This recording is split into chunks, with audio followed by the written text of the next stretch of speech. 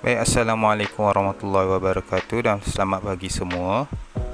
Baik, kita sambung lagi pembelajaran kita dengan muka surat 41. Baik, cikgu akan paparkan muka surat 41. Kamu boleh rujuk buku teks ataupun tonton saja pada paparan yang akan cikgu tunjukkan. Baik, muka surat 41 penilaian. Kita baca dulu arahan untuk A. Aktiviti A, secara berpasangan berbual tentang cara pembuatan berbola lumpur, kemudian persembahkannya. Okey, baik, kita lihat dulu info pada aktiviti A. Okey, yang pertama, sekam padi dicampur dengan mikroorganisma efektif EM dan tanah merah. Yang kedua, buat berbola lumpur. Yang ketiga, peram selama seminggu untuk proses penapaian. Okey, yang terakhir, buang berbola lumpur ke dalam sungai yang tercemar. Okey, untuk aktiviti ini sebenarnya sesuai untuk dijalankan secara lisan. Sebenarnya kita buat dalam kelas untuk persembahkan dalam kelas. Contoh pada kotak yang berwarna kuning tu, murid-murid boleh sambung ayat dengan info yang terdapat pada aktiviti A. Seterusnya, murid boleh menggunakan penanda wacana. Contohnya pada kotak kuning tu, dia gunakan perkataan mula-mula. Kamu boleh sambung dengan kemudian, seterusnya, dan pada proses yang terakhir, akhir sekali. Baik, cikgu tunjuk contoh.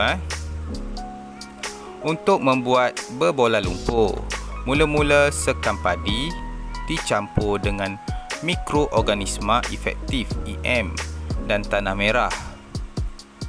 Kemudian buat berbola lumpur. Seterusnya, peram selama seminggu untuk proses penapaian. Akhir sekali, buang berbola lumpur ke dalam sungai yang tercemar. Okey, itu untuk aktiviti A. Untuk aktiviti B, baca petikan dan cari maksud kosakata. Okey, untuk aktiviti B, cikgu baca dulu petikannya. Kamu juga perlu baca, teliti petikan. Hanif telah menyertai aktiviti yang dianjurkan oleh rakan alam sekitar RAS di sekolahnya. Hanif berpeluang untuk mempelajari cara-cara membuat berbola lumpur yang mengandungi mikroorganisma efektif EM. Perenggan yang kedua, berbola lumpur boleh merawat air yang tercemar. Berbola tersebut tidak berbahaya kepada hidupan akuatik. Berbola lumpur dimasukkan ke dalam air yang tercemar. Air yang berlumpur dan berbau menjadi jernih serta bersih. Keadaan ini menjadikan hidupan akuatik lebih berkualiti.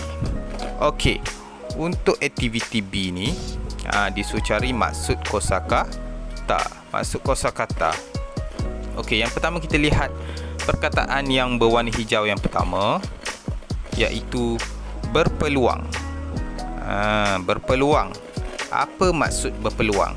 Okey, sekarang kamu dah dapat mudah kalau ikut dulu murid-murid yang sebelum ni, dia akan menggunakan kamus.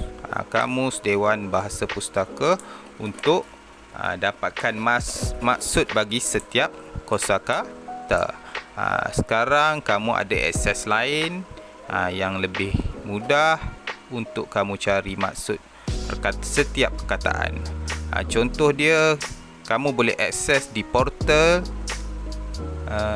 Dewan Bahasa Pustaka atau DBP untuk mencari maksud setiap perkataan.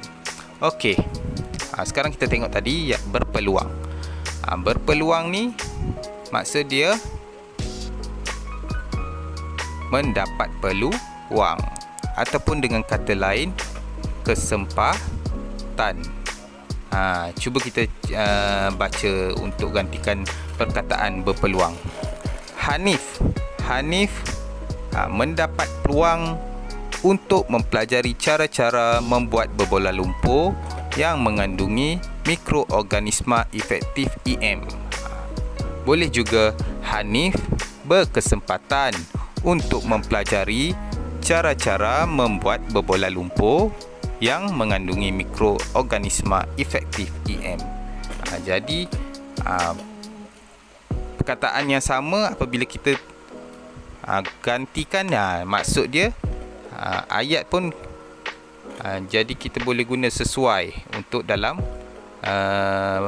ayat dengan perkataan yang telah digantikan. Okey, seterusnya lumpur. Lumpur kamu dah tahulah, biasalah lumpur. Lumpur ni ialah maksud dia tanah yang berair, tanah lembut yang berair. Kalau kata lainnya, lumpur boleh kita gantikan dengan selut. Okey, seterusnya perkataan yang ketiga, merawat. Merawat pun biasa kamu guna. Apa perkataan merawat yang boleh kita ganti? Menjaga, memelihara. Dengar betul-betul, nanti kamu nak catat. Okey, seterusnya perkataan yang keempat, berbahaya. Berbahaya ni maksudnya ialah mendapat bahaya, ataupun dengan kata lain terancam. Kalau kita gantikan perkataan berbahaya terancam, jadi maksudnya ayat pun tak ada tak ada ayat pun, struktur ayat jadi betul, penggunaan kata pun betul. Jadi kalau kamu jumpa perkataan yang sama maksud, jadi bahawa perkataan yang kamu jumpa tu maksud dia betul lah. Okey, seterusnya akuatik. Akuatik, diorang biasa dengar, ada yang akuatik ni bagi dia baru. Akuatik ni bermaksud hidupan atau tumbuhan yang hidup di dalam air, ataupun membiak dalam air. Okey, seterusnya yang terakhir, tercemar. Tercemar, cikgu tak payah nak bagi tahulah maksud dia, kamu dah faham sendiri. Okey, seterusnya untuk C, jawab soalan pemahaman. Di mana? Okey, soalan yang pertama, di manakah Hanif mempelajari cara-cara membuat berbola lumpur? Jadi untuk soalan pemahaman ni kita kena tahu kehendak soalan. Yang pertama kita tengok dulu kata tanya dia. Kata tanya dia di manakah. Apabila di manakah, kita kena jawab soalan itu dengan tempat. Di mana Hanif mempelajari cara-cara membuat berbola lumpur. Jadi bila kita nak jawab soalan pemahaman, struktur ayat mestilah lengkap. Jawapan kita juga tidak boleh terus ringkas terus kepada jawapan. Kita kena struktur ayat yang lengkap, bertata susila. Maksud dia, ayat tu kamu kena ambil balik daripada soalan, baru disambung dengan jawapan. Contoh dia, okey, kamu boleh lihat ayat yang pertama pada petikan. Hanif telah menyertai aktiviti yang dianjurkan oleh rakan alam sekitar RAS di sekolahnya. Jadi di situlah tempat, di sekolahnya. Untuk yang pertama, kamu boleh buat ayat yang lengkap. Jawapan yang lengkap ialah Hanif mempelajari cara-cara membuat berbola lumpur di sekolahnya. Barulah jawapan kamu betul, lengkap. Okey, yang kedua, apakah kegunaan berbola lumpur? Kata tanyanya apakah, tapi kita tengok pula kehendak soalannya, dicari kegunaan. Apa kegunaan berbola lumpur? Berbola lumpur ni untuk apa? Kita nak guna untuk apa? Kalau soalannya ataupun dalam petikannya ada menerangkan tentang kegunaan ataupun perkataan kegunaan, mudah. Terus kita boleh guna ayat tu cari jawapan. Kalau menerangkan kegunaan, terus kita boleh ambil. Tapi kalau tak ada perkataan yang ataupun jawapan yang menjurus kepada soalan, kita kena cari mana ayat yang menunjukkan kegunaan berbola lumpur. Baca teliti. Bila kamu tengok, boleh tengok pada perenggan yang kedua. Ayat yang pertama, berbola lumpur boleh merawat air yang tercemar. Jadi di situlah jawapannya.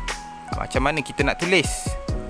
Ambil balik pada soalan, buang kata tanya, tulis balik kegunaan berbola lumpur, sambung dengan adalah untuk merawat air yang tercemar. Noktah.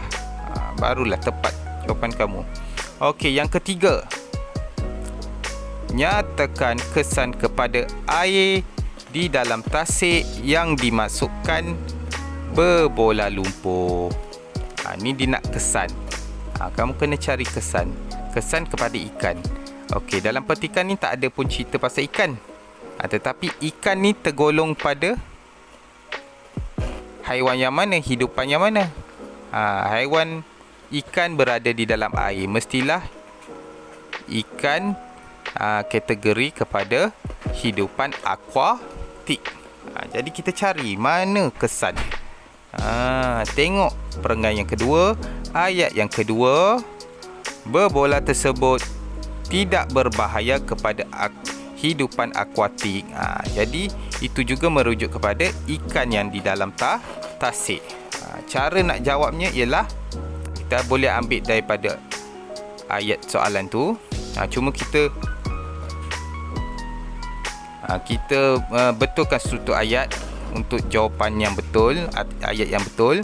Berbola lumpur yang dimasukkan tidak, ambil balik, tidak berbahaya kepada ikan di dalam tasik.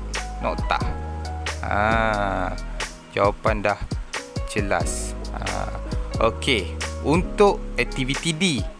Aktiviti D ni senaraikan kata kerja aktif transitif, kata kerja aktif tak transitif, dan kata kerja pasif. Jadi yang ni kita dah buat dalam buku aktiviti. Cikgu tak nak fokus untuk aktiviti D. Cikgu nak fokus aktiviti B dan C sahaja. Jadi nanti cikgu akan kongsikan file dokumen untuk kamu rujuk, untuk kamu tulis pada buku tulis. Okey. Jadi itu saja untuk hari ini. Nanti selesai tugasan, kamu boleh hantar pada channel PDPR Bahasa Melayu. Itu saja untuk hari ini. Assalamualaikum warahmatullahi wabarakatuh. Dan sekian, terima kasih.